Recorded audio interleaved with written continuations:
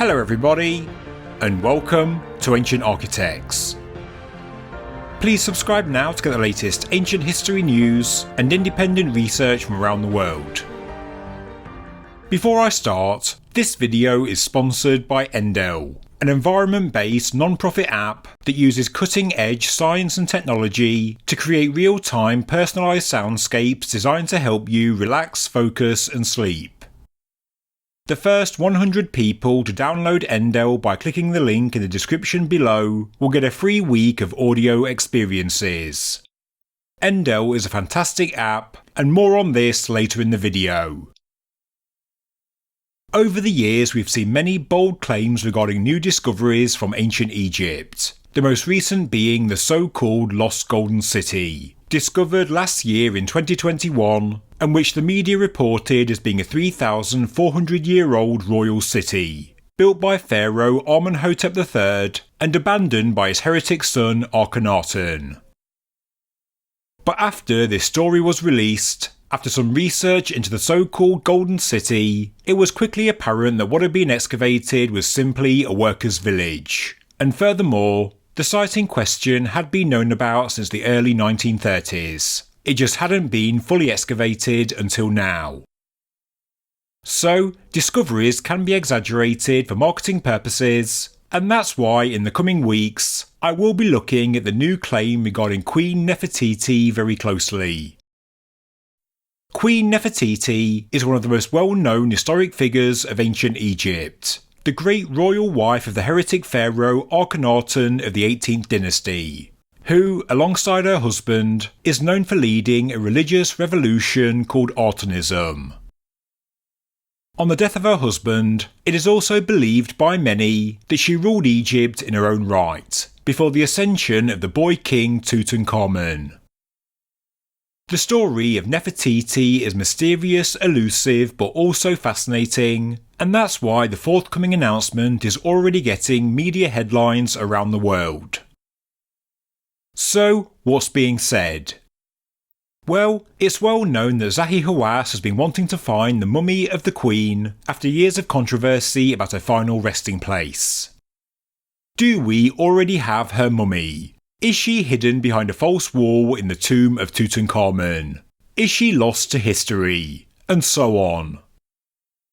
Hawass has said, "I am still looking for two things, Nefertiti's grave and her body.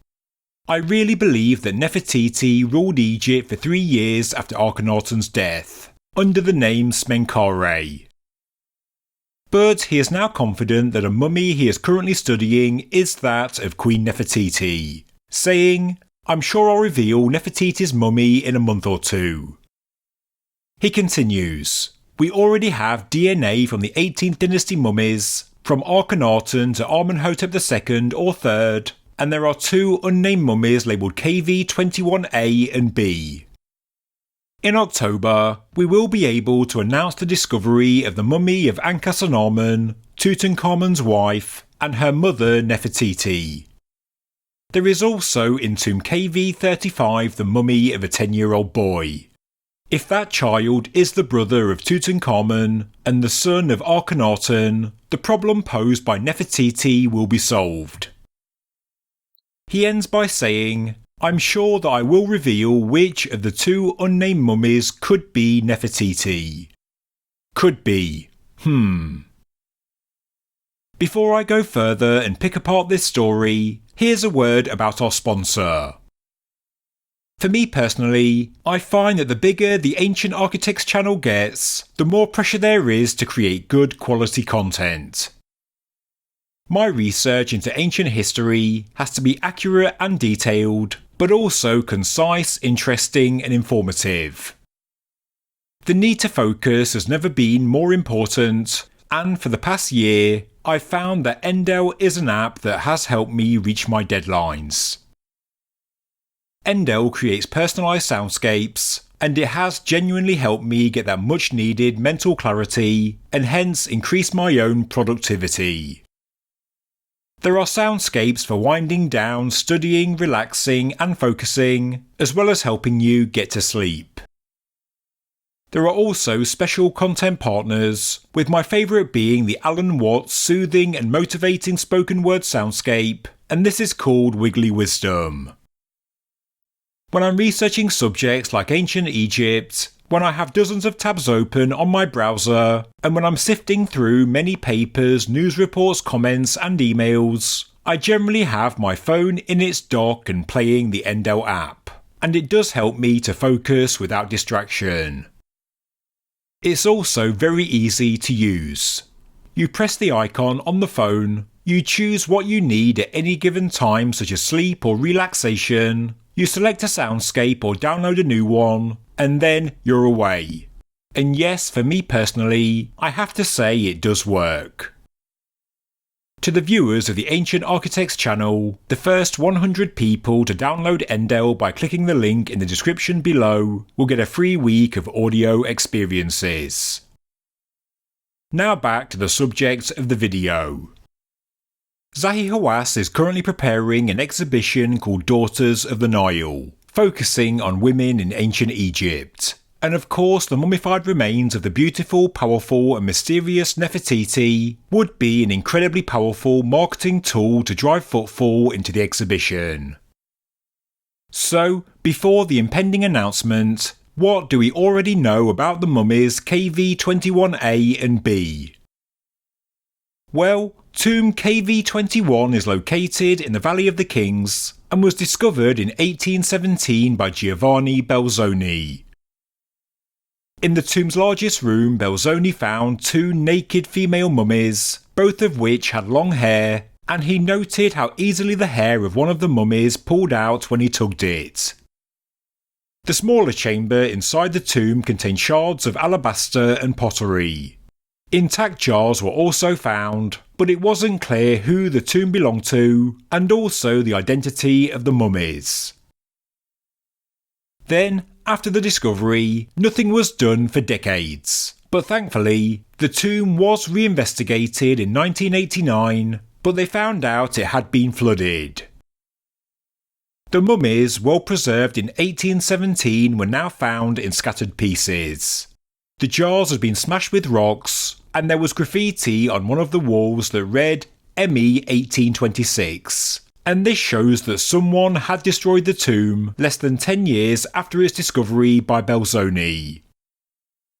So the bodies were badly damaged, which doesn't help in uncovering their identity. The head of one of the mummies is now missing, as are many of the bones, and body parts were found scattered. 12 years ago, in 2010, Hawass and a team of scientists used DNA analysis to tentatively identify the mummy labelled KV21A as the biological mother of the two fetuses discovered in the tomb of King Tutankhamen. This is mentioned in the paper titled Ancestry and Pathology in King Tutankhamun's Family, released in 2010. KV21A is the headless mummy, and many other body parts are missing as well. It is in a poor state of preservation, but the woman is estimated to have stood at 4 foot 10.5 inches tall in life, and she was no older than 21 at her time of death. In 2010, there wasn't enough data to be sure that this was King Tut's wife Ankhesenaten. Mummy KV21B is the one Hawass believes is Nefertiti. Sadly, the frontal part of the skull is missing, and regarding the face, all that remains are the left eye socket, cheeks and jaw. Some dark hair remains around the neck, the chest wall is missing, the left arm is broken, but it looks like it was flexed across her chest in a royal pose. The left hand is also clenched. In life, she would have stood at 4 foot 11.5 inches, and her age at her time of death is estimated to be around 45.